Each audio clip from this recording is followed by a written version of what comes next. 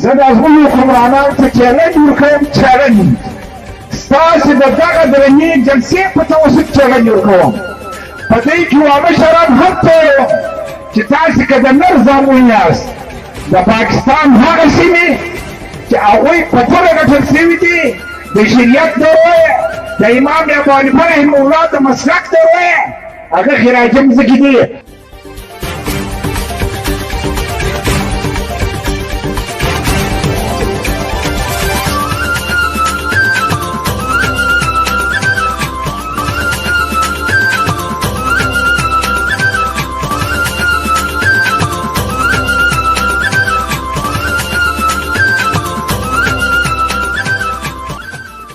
نحمد و نصلي على رسول الكريم. صدر مجلس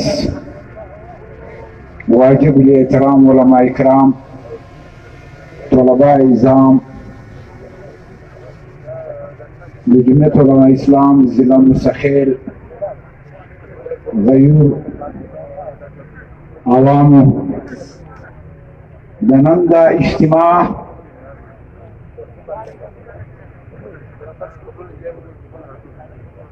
د بلوچستان حکومت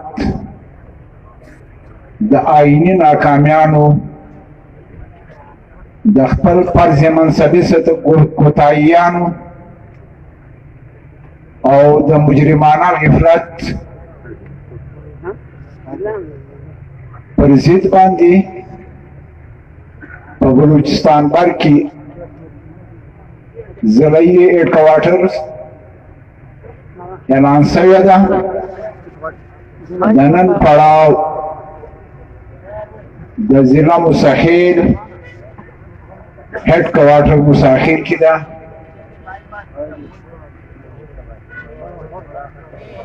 یوه خبره خو باید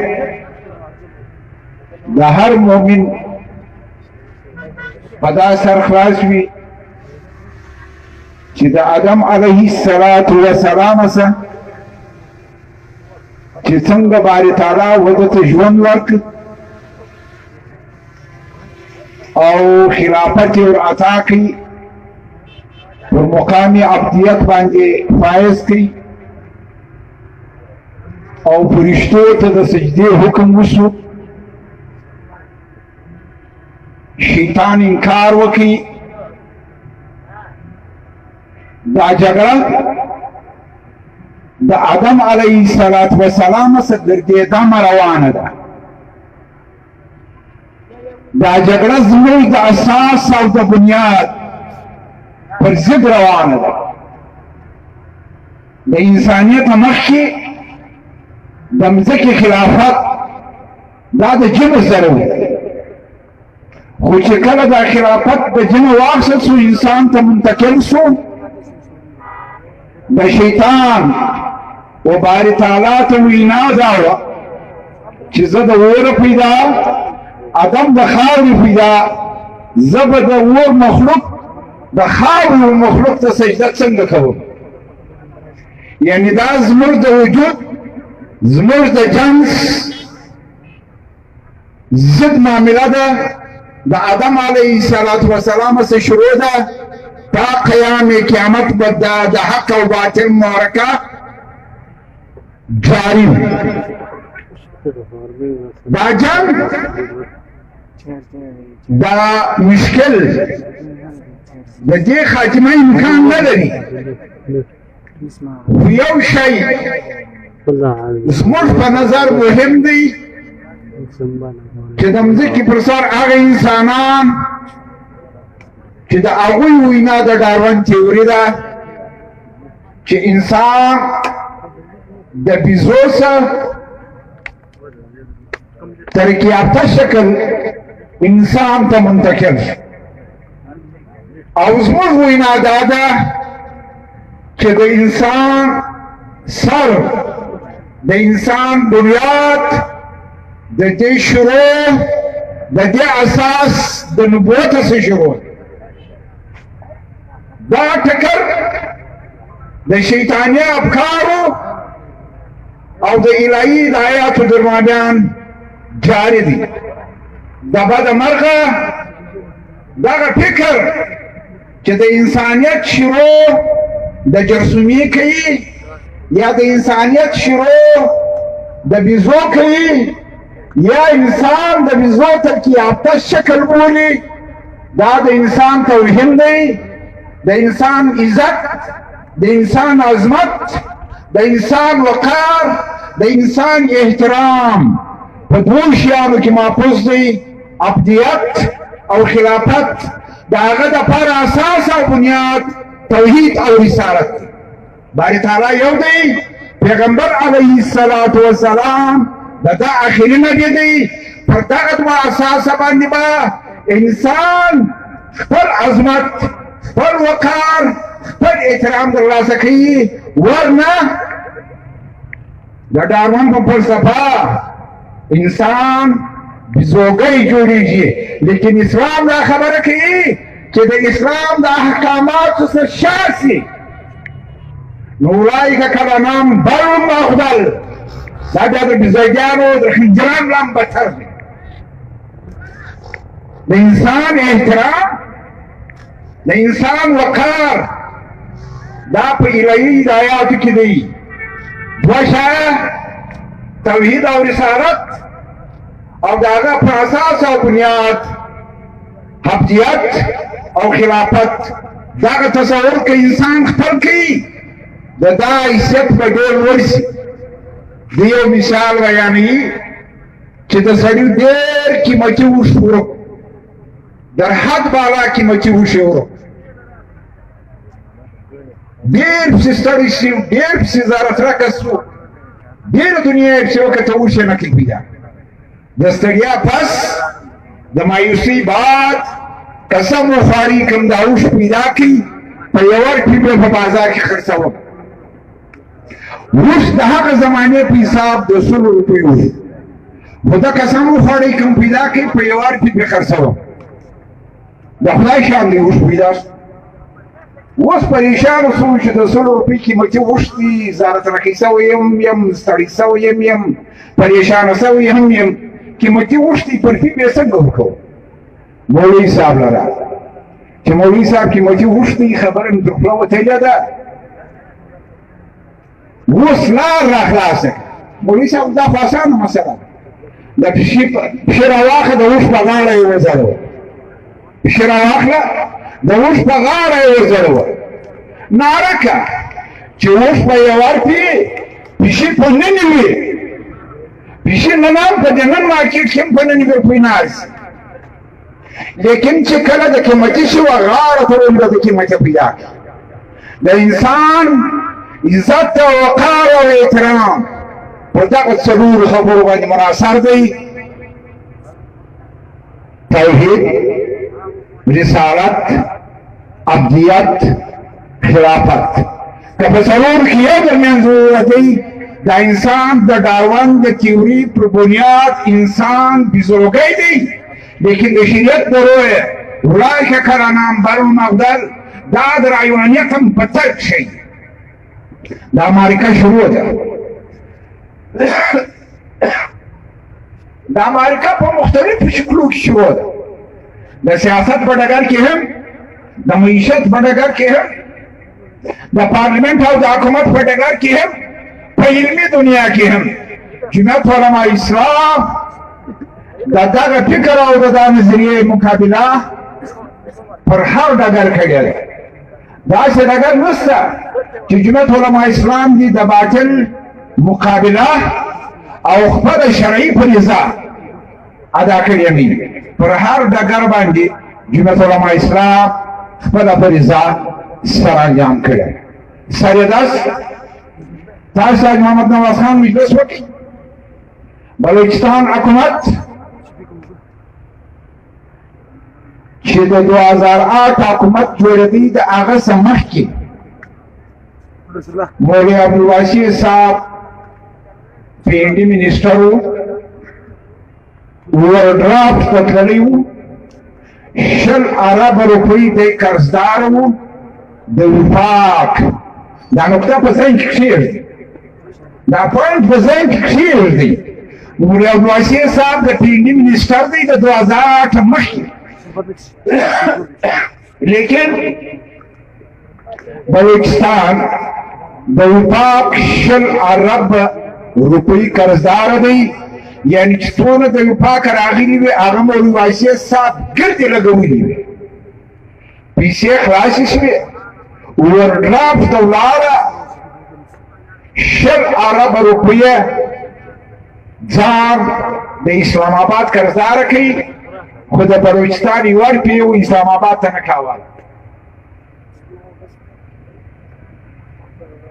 په 2008 کې چې کله مولوي سرور صاحب وزیر کېدی، د حکومت جوړېدی، د حکومت د جوړېدو بنیادي مطالبه یوه دا وه، ډېرې مطالبې به یوه دا وه چې وفاق څه موږ کومې پیسې راوړي دي په قرض خرڅ کړي مې دي، هغه به زموږ د مجموعي آمدنه څه نه کاږي، هغه به موږ ته معافېږي. جمعیت علما اسلام د وفاق راوړلې، پر بلوچستان یې اضافي خرڅولې، لیکن نن چې د لاریانو حکومت دی، دا په تاریخ کې منتخب شوي انسانانو حکومت دی. د جمعیت علما اسلام د 15 اربه سوه 600 اربه ته تقریبا ورسوي بجټ 200 اربه روپۍ په 2 کاله کې وفاق له واپس کړي. اوس دا مقابله جمعیت علما اسلام کړې ده، دا ګټه جمعیت علما اسلام کړې ده که دا د نن لالیان چې ناست دي په نامه امپیګان، دا یو اختیار نه لري. زه په دا خبر یم موږ قبایلي خلک یو، تاسو غرني خلک یاست، موږ قبایلي خلک یو. موږ په قبایلي کې سره پوهېږو د غیرت او د همت په معامله چې څوک پر خپل حق باندې وکم حد ته تللی شي، دا خو ارام مطلق دا خوله هم نشي پورته کولی.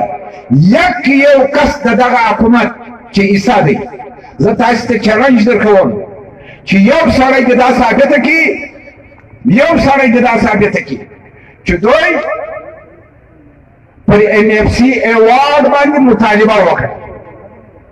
دا اووم بجټ دی. د NFC ایوارډ آئیني مدت 15 کاله دی، صرف 15 کاله. موږ NFC ایوارډ په 2010 کې کړی دی، مدت یې په 2014 کې خلاصوي دی، 2021 دی. دا اووم بجټ دی چې غیر آئیني طور پیشیږي. ولې؟ وجه یې څه ده؟ وجه یې دوې وجې. یو زمانه داسې وه چې په 100 روپۍ کې به 80 روپۍ د وفاق وي، 40 روپۍ به د 4 سرو صوبو وي. لیکن چې NFC ایوارډ د جمعیت علما اسلام او مولانا عبدالواسع صاحب د ملګرو په برکت وشو، اول واره دا فارموله ماته شوه. په مجموعي آمدن کې 55% مخکې 40 وي، بیا 55% بجټ صوبو ته ورکول شي، او 42% چې پخوا 80 وو پر 42 ودرېدی، دا وفاق ته پاتې شو. نو یوه وجه یې دغه ده چې دغه لالیان چې نن د حکومت په نامه ناست دي او ګرد ضلع مسخیل او شیراني په یوه ډیپټي سپیکري خطا کړی دي، ترقیاتي کار نه دارد. وجه یې څه ده؟ وجه یې دا ده چې در خوف لاندې دي، در وهم لاندې دي، همت نشته پکښې چې د NFC ایوارډ مطالبه وکړي چې باید NFC ایوارډز کونسل اف کامن انټرسټ چې موږ د مشترکه مفاداتو کونسل ورته وایو، د پاکستان چې هر مهمه مسله د وفاق او د صوبو او یا د صوبو درمادیان وه، هغه به په کونسل اف کامن انټرسټ کې فیصله کېږي، د مشترکه مفاداتو په کونسل کې. زه د دې پوښتنه کوم چې د ګوادر پر مسله، د کوسټل ایریا پر مسله چې دا زموږ ساحل دی د سمندر پر دغه معامله باندې تر نن زموږ حکومت یو قدم اخیستی دی، یوه مطالبه یې تجلیه ده، دا خو در خوف لاندې دی. نو ما ته یې وویل چې قبایل خلک په غیرت او په همت او په شجاعت او په بهادري پوهېږي، چې هېڅ اشاره سره وکړي، په اشاره سره پوهېږي. دا څنګه خلک دي؟ د دې څنګه پښتونولي دي؟ د دې څنګه قبایلیت دی؟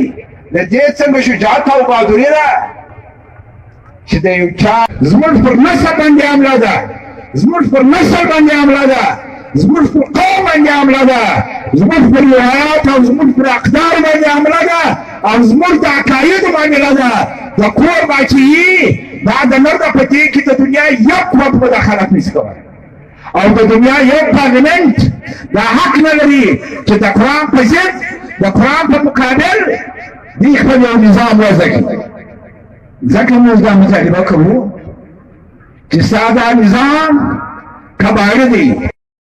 پاکستان خو کباړخانه ده، کوټونه د یورپ راځي، کالی د یورپ راځي، بوټونه د یورپ راځي، چوکۍ د یورپ راځي، ټیلیان او دا موبایلونه په کباړخانه کې د یورپ راځي.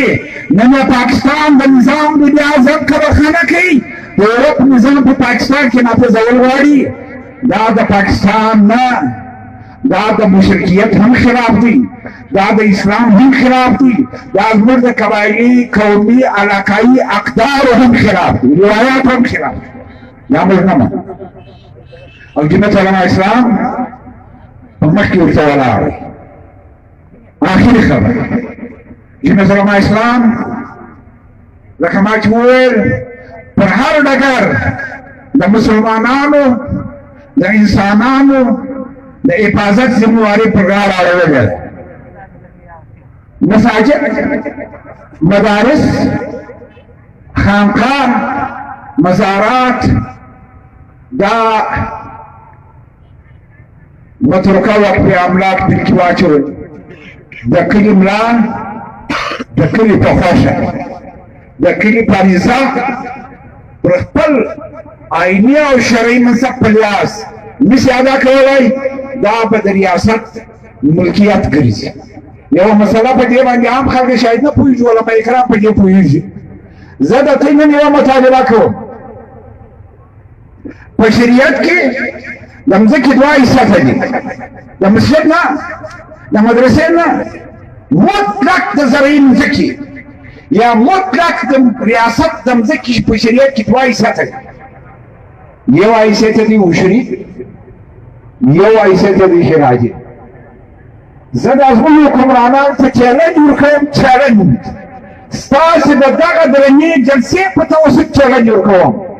په دې کې واړه شراب هم پوهوم چې تاسې که د نر زامن یاست، د پاکستان هغه سیمې چې هغوی په ټوله ګټل شوي دي د شریعت د رویه، د امام ابو حنیفه رحمه الله د مسلک د رویه، هغه خراجي مځکې دي، هغه سند او پنجاب دي. دی که د نر زامن یاست، به دا مځکو ته به خوله واورئ چې د شریعت د رویه، د امام ابو حنیفه رحمه الله د مسلک د رویه، د پنجاب مځکه او د سند مځکه، دا سیمه په ټوله پته سوې ده. دا سیمې په دعوت اسلام نه دی قبول کړی. د دې تاریخ منظم پروت دی، د هغه په اساس او بنیاد باندې دا مځکه خراجي ده. مطلب دا د ریاست ملکیت، دا مځکه د پنجاب، دا مځکه د سند، د شریعت د تعلیماتو د رویه، دا د ریاست ملکیت دی. تاسې که د نر زامن یاست، دوی خالق د پاکستان په سینټ کې یا په قومي اسمبلۍ کې د دغه جاګیردارانو او د دغه علاقیانو چې الاټمنټ یې کړي دي په ټولو کوی که د جرنیلانو په نامه اړولې ده. تاسې که د نر زامن یاست، خوله به واورئ. آیا د جاګیردار د جاګیر ته خوله نشئ وړلی چې مسله شرعي ده، د جرنیل الاټمنټ ته خوله نشئ وړلی چې مسله شرعي ده. زما مسجد مې د دوی د الاټمنټ ډېر خوار دي چې ته به لاس ووړې، ته به یې باچا کېږي. زما مدرسه در دوی ډېره خواره ده چې ته به یې باچا کېږي. که په پاکستان کې پرایویټ تعلیمي نظام وجود لري، نو ته څوک یې چې زما مدرسو ته لاس وړچې؟ دا به زموږ زیر انتظام چلېږي. او جمعیت علماء اسلام دغه جنګ د دلیل پر بنیاد، د بصیرت پر بنیاد، د امام د طاقت پر بنیاد در هر چا بهترین لړاوي او لړاو کړی هم دي. واخر دعوانا الحمد لله رب العالمین.